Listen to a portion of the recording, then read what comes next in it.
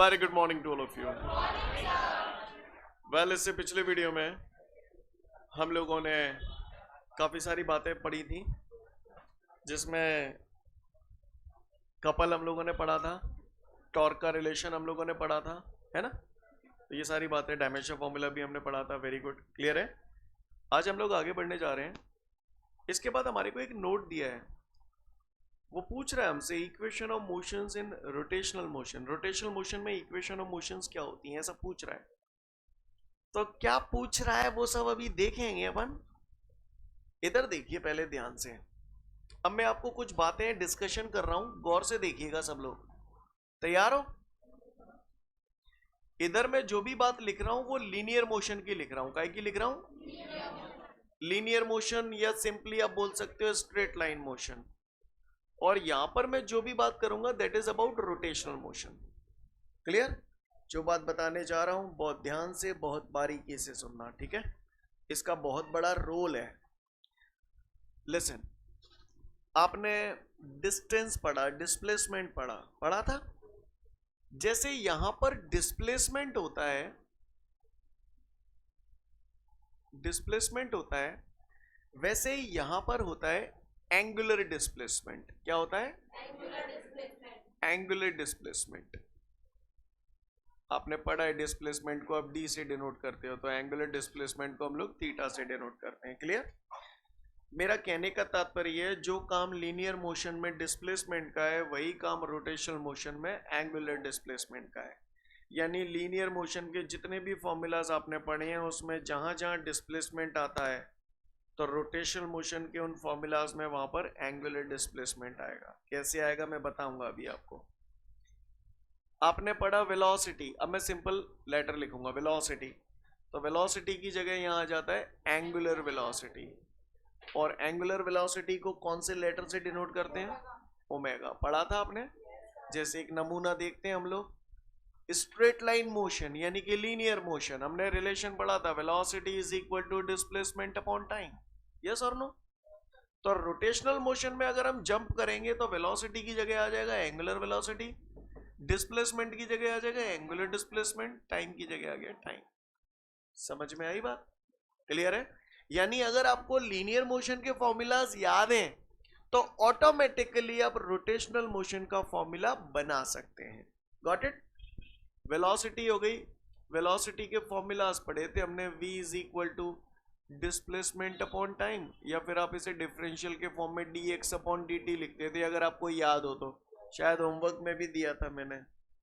खैर,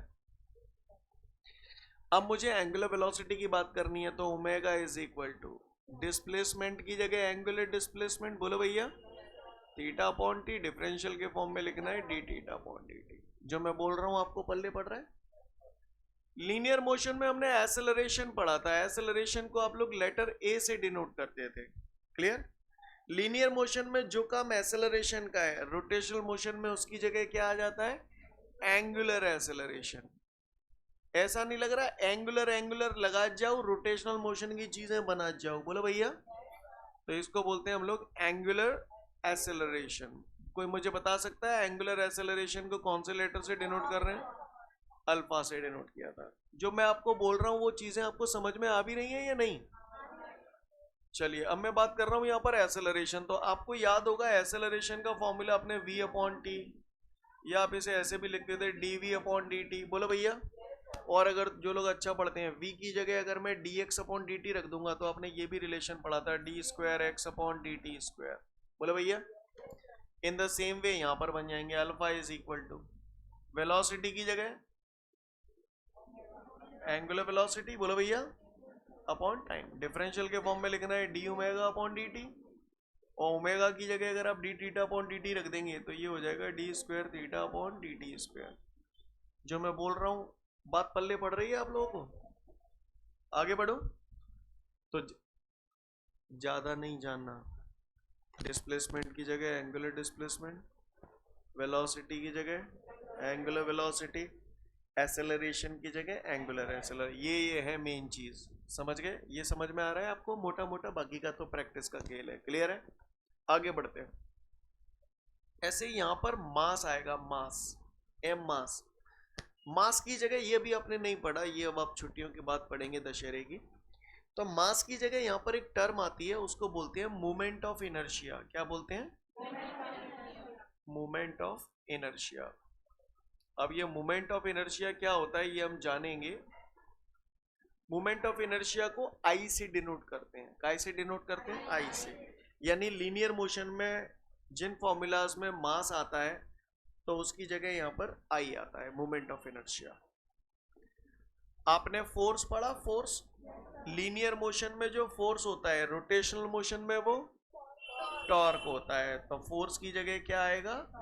torque. Torque को tau से डिनोट करते हैं। जो बोल रहा हूं समझ में आ रहा है? अच्छा, आपको याद है आपने फोर्स का फॉर्मूला पढ़ा था, force is equal to mass into acceleration. अभी थोड़ी देर बाद लिखूंगा, चलो एक तो लिख ही देता हूं फिलहाल। Force is equal to mass into acceleration. पढ़ा है आपने? अच्छी बात है, आपने पढ़ा है। तो बताओ इसकी जगह ये फॉर्मूला यहाँ क्या बनाऊं? एफ की जगह क्या लिखूं? टाउ। एम की जगह क्या लिखूं? मास इनर्शिया के बराबर होता है आई। एक्सेलरेशन की जगह क्या लिखूं? अल्फा। आ गया? टॉर्क, अभी तक आपने टॉर्क का एफ आर पढ़ा है केवल, ये भी एक फॉर्मूला होता है। प्रूव करेंगे हम इसे कल या परसों में, 2-3 दिन बाद होगा आपके नोट्सों में, डेरिवेशन में कहीं ना कहीं। टाउ बराबर आई अल्फा। क्लियर है? बात समझ में आ रही है? मेरी बात का भरोसा नहीं है, मैं कह रहा हूं ना, है ना? तो टाउ बराबर आई अल्फा। कोई मुझे बता सकता है न्यूटन का सेकेंड लॉ क्या था? Force is directly proportional to linear momentum, sorry rate of change of linear momentum. तो आप लिखते थे F proportional to DP upon D. बोले भैया? तो इधर देखिएगा गौर से, यहां पर अभी बनाऊंगा, अभी रुको 2 मिनट में, है ना? अगला टर्म आता है मोमेंटम। मोमेंटम को आप लोग पी से डिनोट करते हैं। मोमेंटम की जगह यहां आता है बेटा एंगुलर मोमेंटम, आएगा ये अभी आपके सामने, है ना? Angular momentum. और एंगुलर मोमेंटम को हम लोग लेटर एल से डिनोट करते हैं। काय से डिनोट करते हैं? अब आप बताओ, एफ बराबर इन्होंने लिखा डीपी अपॉन डी टी, यहां पर पी मोमेंटम था। अब बताओ यहां क्या आ जाएगा? D L upon D T. जो बोल रहा हूं पल्ले पड़ रहा है? और देखिए प्लॉट थोड़ा छोटा पड़ रहा है। यहां तक का सीन क्लियर है ना सभी को? आगे बढ़ जाऊं? आगे देखते हैं।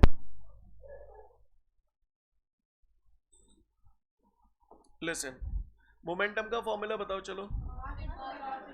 Mass into velocity. चलो इसका बनाओ। मोमेंटम की जगह पी की जगह क्या लिखूं? एल। क्यों लिखूं समझ में आया? क्योंकि यहां पर मोमेंटम की जगह एंगुलर मोमेंटम आता है, तो एल। चलो एम की जगह क्या लिखूं? क्योंकि मास इनर्शिया। चलो वेलोसिटी, समझ गए? बन रहे हैं फॉर्मूला। ये भी हम लोग 1-2 दिन बाद प्रूव करेंगे। एल बराबर आई ओमेगा होगा आपके नोट्सों में कहीं ना कहीं। ठीक है, आगे बढ़ो। ये जो बोल रहा हूं समझ में आ रहा है? अच्छा ये बताओ, ये वर्क का फॉर्मूला क्या होता है? Force into displacement. तो यहां पर वर्क का फॉर्मूला क्या लिखूं आप बताओ? एफ की जगह क्या लिखूं? टाउ, है ना? एफ की जगह टाउ। डिस्प्लेसमेंट की जगह कांगो, डिस्प्लेसमेंट ऊपर है। समझ गए? समझ में ही नहीं आई हुई मैंने, आ गई, अच्छी बात है, आ गई। यहां तक सीन क्लियर है सभी को? और सुनिए, पावर का फॉर्मूला बताओ। Work upon time. फिर मैंने ये भी सुना था force into displacement upon time. बोला भैया? फिर force displacement upon time velocity होती है। आओ इसका बनाए।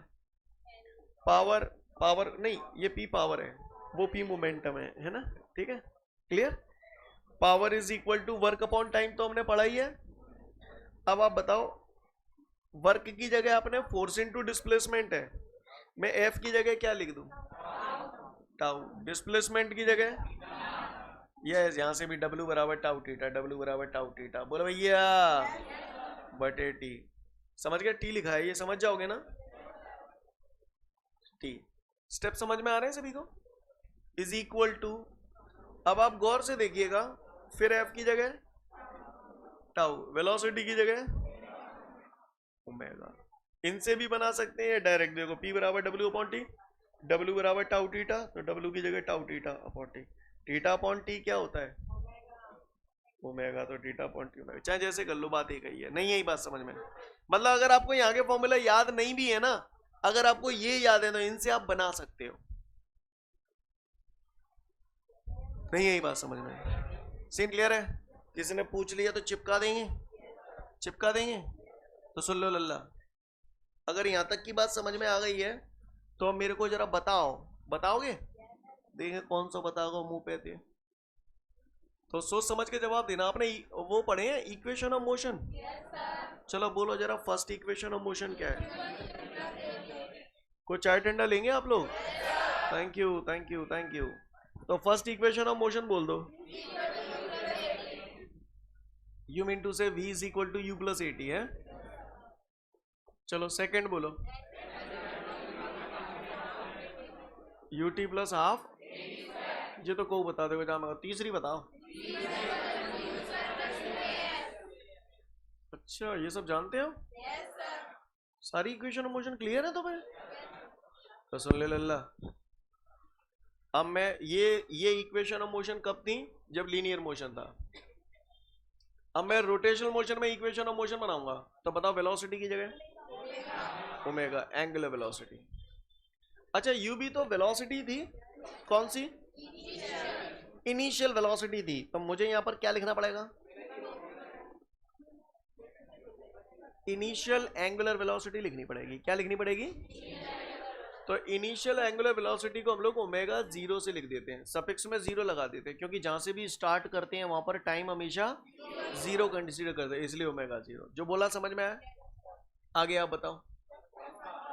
एसेलरेशन की जगह अल्फा, एंगुलर एसेलरेशन। समझ गए? टाइम भैंसों की, समझ गए? चलो एस यहां पर क्या था? डिस्प्लेसमेंट था, तो डिस्प्लेसमेंट की जगह यहाँ क्या आएगा? एंगुलर अरे तुम देख क्या बोल रहे हो यार? पक्का ना? सहारा लेना छोड़ दो कात्या। क्लियर? तो डिस्प्लेसमेंट की जगह क्या आएगा? थीटा। यू की जगह ओमेगा जीरो, टी भैंसों की प्लस, समझ गए? जाए बोलो ओमेगा स्क्वायर। हाँ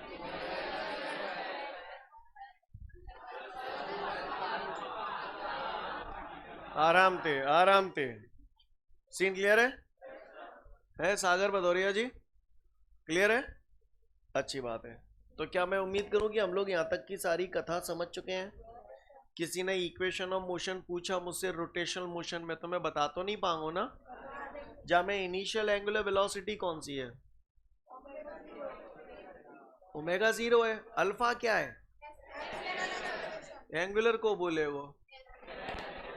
अल्फा क्या है? थीटा क्या है? हाँ वो नोट देख लो, equation of motion in rotational motion. Fourth भी दिया, फोर्थ भी बना दो। लो बताओ भैया, फोर्थ इक्वेशन पढ़ी थी ना आपने? S T is equal to, come on tell me, याद है? S T is equal to u plus a by two टॉ टी माइनस वन। पढ़ा है ना अपन ने? एस की जगह क्या आ जाएगा? चलो बोलते जाओ, मैं क्या बताऊंगा अब? Omega zero plus a by to. हाँ समझ गए ना? बोलो ना, कर पाओगे ना? देख लो फटाफट इक्वेशन ऑफ मोशन, फिर आगे बढ़ जाऊंगा।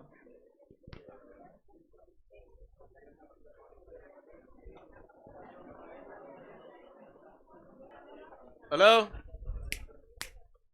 मोतिंजो कह रहा है कि मैं न्यूटन के लॉज ऑफ मोशन बताऊं इन रोटेशनल मोशन। रोटेशनल मोशन में लॉज ऑफ मोशन क्या होती हैं? तो रोटेशनल के तो मैं बताऊंगा, पहले तुम बुवारे बता दो। बुवारे कौन से? लीनियर मोशन वाले। फर्स्ट लॉ क्या था न्यूटन का? फर्स्ट लॉ, जैसे आप if the body is in rest it will always be in rest, if the body is in motion it will always be in motion until some external force is applied. Rotational motion को मैं बोल रहा हूँ, if the body is in rest it will always be in rest। नहीं तुम ही बोलो, तुम ही बोलो, सुनो। if the body is in rest it will always be in rest। फिर आगे क्या बोला था आपने? If the body is in motion, मैं मोशन की बजाय रोटेशनल मोशन बोलूंगा। क्लियर? मैं फिर से बोल रहा हूं, if the body is in rest it will always be in rest, if the body is in rotational motion it will always be in rotational motion until some external torque is applied on it। Force की जगह क्या आ जाएगा? Torque. समझ गए? तो Newton first law समझ में आ गया? क्या बोला? If the body is in rest, it will always be in rest. If the body is in motion, it will always be in motion. It will always be in rotational motion. ज्यादा flow में आ गया। If the body is in rest, it will always be in rest. If the body is in rotational motion, it will always be in rotational motion until some external torque is applied on it. समझ गए? पहला समझ गए?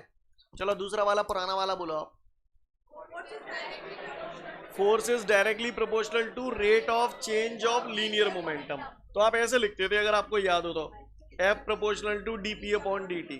बोलो भैया, F की जगह tau, d upon dt, momentum की जगह कहाँ है? दिख रहा हो जाए? समझ गए? तो मैं क्या बोलूंगा? According to Newton second law in rotational motion the torque is directly proportional to the rate of change of angular momentum. जो बोला समझ में आया? क्लियर? अच्छा, अब न्यूटन थर्ड लॉ, इसको थोड़ा समझो। न्यूटन थर्ड लॉ की अगर मैं बात करूं तो यहां पर हमने पढ़ा था for every action there is a equal and opposite reaction. इसमें क्या होता था? एक बॉडी अगर दूसरी बॉडी पे फोर्स लगा रही है तो दूसरी बॉडी भी पहली बॉडी पे फोर्स लगाएगी, है ना? यहां पर हम बोलते थे एक बॉडी दूसरी बॉडी पे फोर्स लगा रही है तो दूसरी बॉडी भी पहली बॉडी पे फोर्स लगाती थी। इन द सेम वे यहां पर हम क्या बोलेंगे? एक बॉडी दूसरी बॉडी पे जितना टॉर्क लगाती है, फोर्स की जगह टॉर्क लगेगा। एक बॉडी दूसरी बॉडी पे जितना टॉर्क लगाएगी तो दूसरी बॉडी भी पहली बॉडी पे उतना ही टॉर्क लगाएगी। नहीं है मेरी बात समझ में? सीन क्लियर है? 1 से 1.5 मिनट का समय दिया, तीनों लॉ पढ़ लें रोटेशनल मोशन के। लिसन एवरीवन, यहां तक सीन क्लियर सभी को? अच्छा, ये जो मैंने अभी समझाया ये मैं ये बता चुका हूँ। ये रहा F is equal to D P upon D T, tau is equal to D L upon D T. ये समझ गए मेरी बात को? अगला है हमारे सामने, इसे हटा दूं ना बच्चों? अगला वो पट्टा मुझसे ये कह रहा है कि derive the relation for the work and power. जी आता है, तुम नहीं बताइए वालों में। Work is equal to the product of torque and angular displacement. Clear? दूसरा, जहां भी टाइम का डिवाइड हो जाता है वहां रेट आ जाता है। The rate of doing work is called power. Clear है? बोलो, पावर को ऐसे भी बोल सकता हूं, the product of torque and angular velocity. Work नहीं है ये, एंगुलर वेलोसिटी है। The product of torque and angular velocity is called power. समझ गए? गए वर्क एंड पावर पढ़ लो। आगे बढ़ते हैं। लिसन एवरीवन, इसके बाद है ना 1-2 पन्ने छोड़ के देखना, शायद पेज नंबर 7 पे है, ऐसी एक टेबल मिलेगी आपको जिसमें ये पूरी दाता। रुक जाओ, बस एक काम और बता दो। यहां तक सीन क्लियर है? होने को तो ऐसी बहुत सारी चीजें हो सकती हैं, पर फिर भी थोड़ा प्लॉट छोटा पड़ रहा है, इसको यहीं कर दूं तो सब चौड़े में जहां धरो रहेगा। कोई माइकल आल जो मुझे काइनेटिक एनर्जी का फॉर्मूला बता दे। हाफ सीन क्लियर है? इसके अलावा भी अगर आपको याद हो तो मैंने कुछ और भी बताए थे। हाफ टी भी बतलाए, नहीं बताए?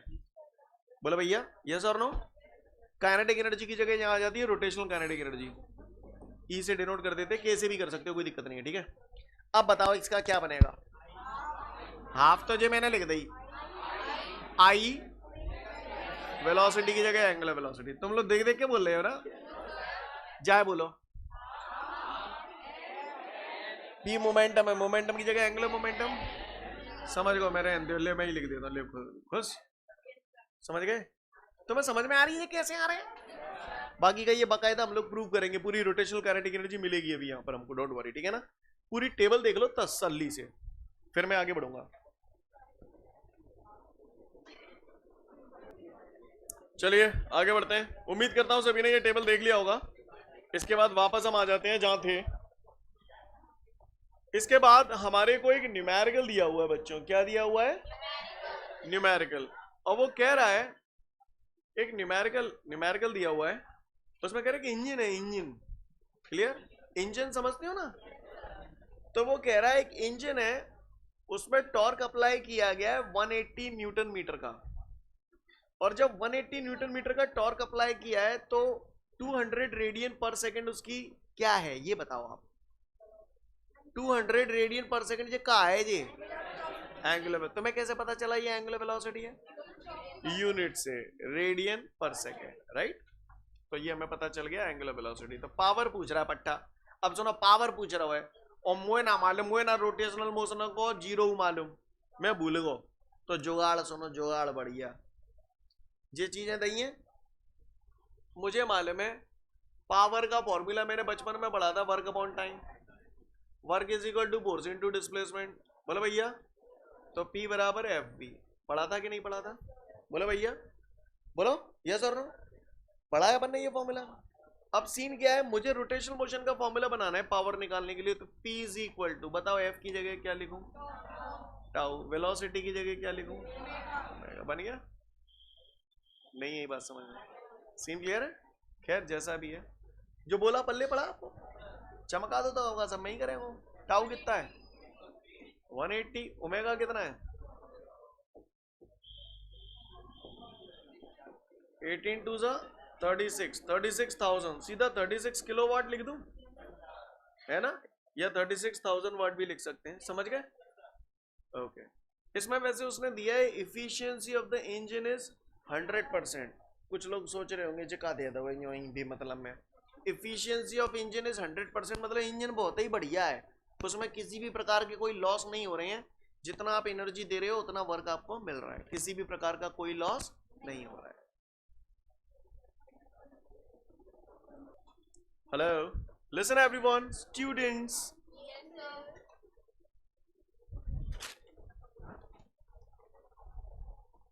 पलक परमार कोई है?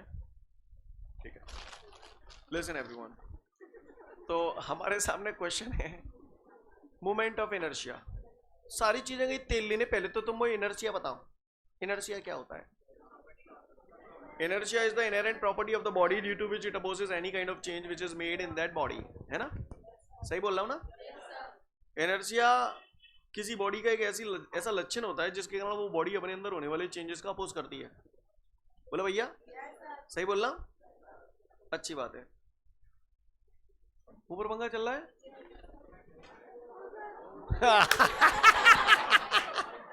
सीन क्लियर है? वापस करते हैं। स्टाइल था, स्टाइल देखा आपने?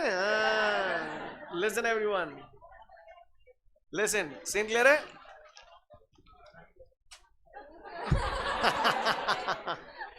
वाह गजब, ये तो नया एक्सपेरिमेंट हो गया भाई साहब। जी देखो, कबूतर भी खुश हो गया, कबूतर भी खुश हो गया। ये तो भाई साहब नया एक्सपेरिमेंट हो गया। शट अप, ज्यादा फालतू बातें नहीं करते। मुझे कुछ नई डिवाइस यूज करनी पड़ेगी। आज तो मजा आ रहा है भाई साहब। क्लियर है? लाओ भाई, माइंडेड। ये कपड़े से आया है कि अपने आप आया है? अच्छा, गया? वापस कर दो उसको, घर ले जाओगे? पास कर देना बेटा। ये ले। अब मेरी बात ध्यान से सुनना। क्लियर? Shut up.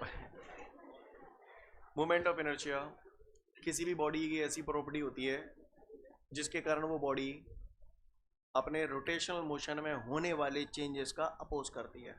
अभी अभी ये कपड़ा मैंने पंखे में फेंक के मारा, पंखा घूम रहा था। मैं तो ये चाह रहा हूं तो ये पंखा है ना चकनाचूर रह जाए, टूट फूट जाए, हैं? तो मैं चेंज करना चाहता था। ये रोटेशनल मोशन कर रहा था, मैं उस रोटेशनल मोशन में चेंज करना चाह रहा था। जैसे ही मैंने इसको फेंका तो इसने अपने अंदर होने वाले चेंजेस का क्या किया? अपोज किया। तो इसकी इस प्रॉपर्टी को क्या बोलूंगा? Moment of inertia. Moment of inertia is the inherent property of the body due to which it opposes any kind of change which is made in its rest position और rotational motion. Clear? Rest में तो rest में रहती है, लेकिन जब rotational motion कर रही है तो उसमें होने वाले चेंजेस का ये क्या करेगी? अपोज करेगी। नहीं यही बात समझ में? क्लियर? मोमेंट ऑफ इनर्शिया किसी भी रोटेट करती हुई बॉडी की एक ऐसी प्रॉपर्टी होती है जिसके कारण वो अपने रोटेशनल मोशन में होने वाले चेंजेस का अपोज करती है। सीन क्लियर है? Movement of inertia is the inherent property of the body due to which it opposes any kind of change which is made in its rest or rotational motion position. Scene clear है? I hope you understand. अगर इतने ही समझ में आ गई तो फिर हमारी दूसरी बात, गौर से सुनिएगा, सुनेंगे। इसकी एक और डेफिनेशन हम लोग जो देते हैं, that is on the basis of formula. क्या? हाँ, मोमेंट ऑफ इनर्शिया का जो फार्मूला होता है, that is I is equal to M R square. This is the formula for moment of inertia. ये काय का मोमेंट ऑफ इनर्शिया है?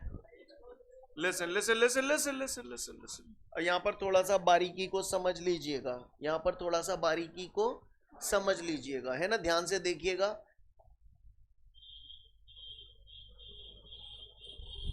ये मैंने कोई भी एक बॉडी बना दी। क्या बना दी बच्चों?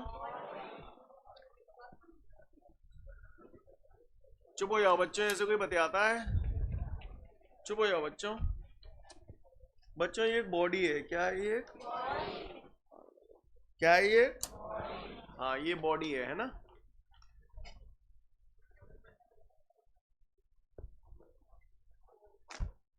क्लियर? ये शट अप। आज क्या हो रहा है? ये बॉडी घूम रही है।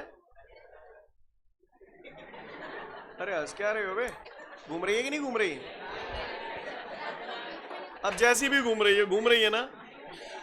तुमने बॉडी घूमत हुई ना देखी है? तो इसमें एक्सिस ऑफ रोटेशन कौन है? पेन है। पेन है। कौन है पेन? कौन है पेन? ठीक है। और जो सफेद सफेद का है बॉडी पे, ये मैंने का ले लो एक, बोलो particle. Body is made by the छोटे नैने पार्टिकल। क्लियर? तो ये मैंने क्या ले लिया? मैंने मान लिया इस पार्टिकल का जो मास है वो m है। कितना है? हाँ। और इसमें ये पेन कौन है? Axis of rotation. इस एक्सिस के चारों तरफ ये बॉडी ऐसे घूम रही नहीं घूम रही? हाँ। इस पार्टिकल की एक्सिस ऑफ रोटेशन से ये जो डिस्टेंस है ये कैसी है? परपेंडिकुलर डिस्टेंस है। इसको आर बोलती। इसको क्या बोलती? आर बोलती। आर कौन है? Perpendicular distance from the. R कौन है? Perpendicular distance from the axis of rotation. काय की? हाँ, काय की? हाँ। तो ये पार्टिकल, m मास का पार्टिकल, ये जो m मास का पार्टिकल है वो बॉडी पे सिचुएटेड है। अब ये पार्टिकल इस एक्सिस के अबाउट ऐसे घूम रहा है ना।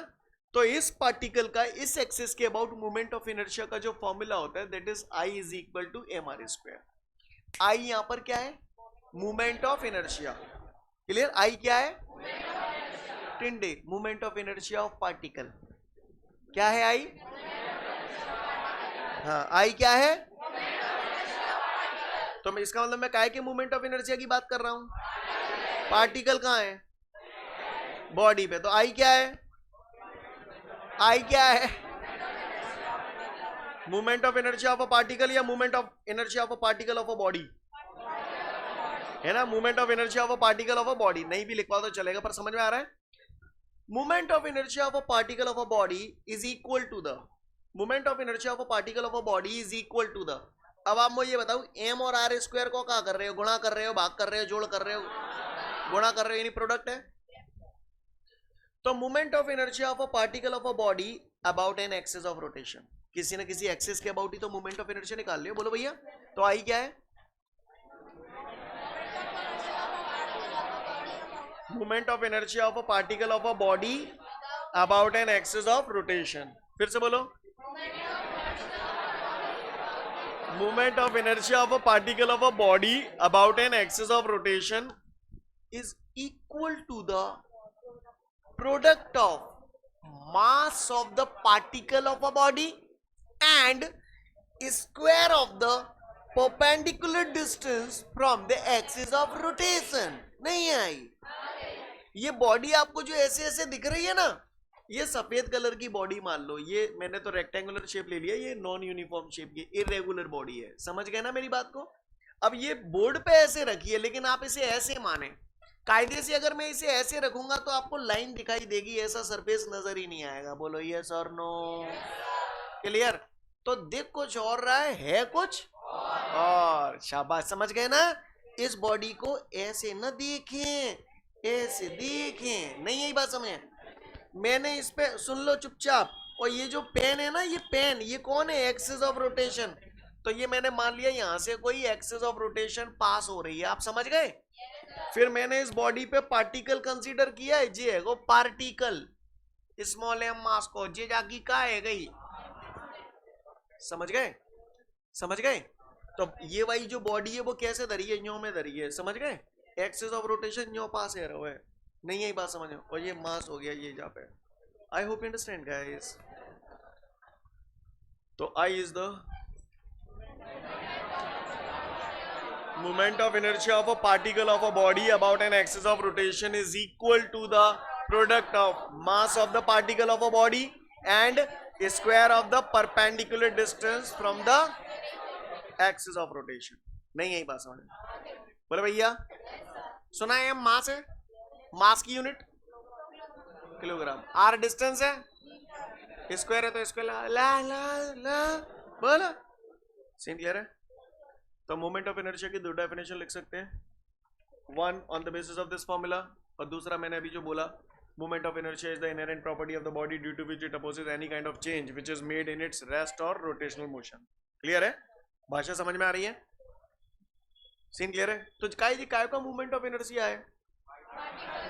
पार्टिकल को। अगर पूरी बॉडी को मूवमेंट ऑफ इनर्शिया निकालना है, पूरी बॉडी को, तो ये बॉडी तो बहुत सारे छोटे छोटे पार्टिकल से मिलकर बनी है। अलग अलग पार्टिकल को मूवमेंट ऑफ इनर्शिया निकालो। जैसे एक पार्टिकल जी है, एक पार्टिकल को मैंने मान ली m1r1 स्क्वायर, दूसरे की मैं, समझ गए ना। ऐसे जैसे जेई पार्टिकल मान लो, जी m1 मान लो, जाके डिस्टेंस r1 मान ली, समझ रहे हो मेरी बात को। ऐसे ही बगलते मैंने दूसरा पार्टिकल मान लो m2, समझ ना, और जाकी परपेंडिकुलर डिस्टेंस, परपेंडिकुलर डिस्टेंस ही तो होगी, जैसे यहाँ मान लो, समझ गए ना मेरी बात को। ऐसे तीसरा है जो दूसरे को कहा लिख दो, ऐसे तीसरे को लिख दो कहा जाओ, प्लस ऐसे बहुत सारे होंगे तो dot dot dot dot dot, yes और नो। इसको शॉर्ट फॉर्म में ऐसे नहीं लिख सकता। हेलो, जामे और जामे का फर्क है? सिग्मा ते का क्लियर है वो? हाँ, पूरी बॉडी को है वो जी, और जे पार्टिकल को बाबा नहीं है बात। ये फर्क से क्लियर है ना आपको? दिमाग में उतार लेना इसको। किसको? इसको यानी किसको? क्लियर। जे पार्टिकल को नाने, जे पूरी, और जे पूरी बॉडी को नाने। समझ गए? किसी ने पूछ लिया तो बता दोगे? तो पढ़ लो फटाफट मोमेंट ऑफ इनर्शिया, फिर आगे की बात करूंगा। ठीक है, तो फिर आज के लिए पर्याप्त है। नेक्स्ट वीडियो में फिर मिलेंगे। जय हिंद।